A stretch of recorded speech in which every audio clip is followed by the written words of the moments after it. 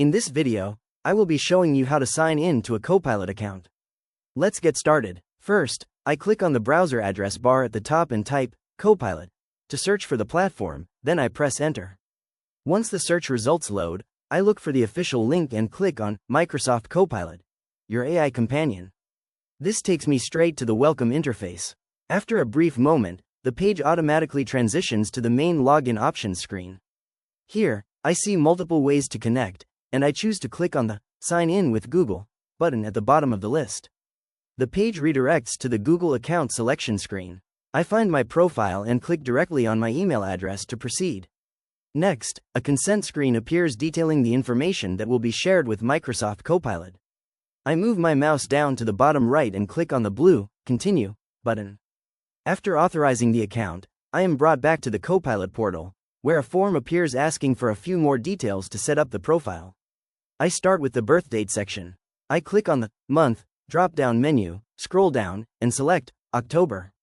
Then, I click on the Day drop-down, scroll through the numbers, and select 23. For the Year, I open the drop-down list, scroll down to find the correct year, and click on 2002. Now I need to change the location settings. I click on the Country, Region drop-down menu, which currently shows the United States.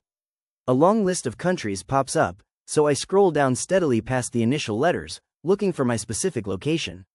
I continue scrolling down through the alphabet until I reach the letter P, where I locate and click on Philippines. With all the necessary information correctly filled out, I move down and click on the blue Continue button to complete the setup. The main conversational workspace loads up, displaying a welcoming header that reads, "Hey Tuts with me. What's on your mind today?" along with various quick start suggestion tiles at the bottom. After letting the dashboard initialize for a moment, I move my cursor and click directly into the Message Copilot text field to start a new query. I type out my question line by line. What is the weather forecast in Batangas today? Once the prompt is fully typed, I click on the black arrow button on the right side of the text box to submit it.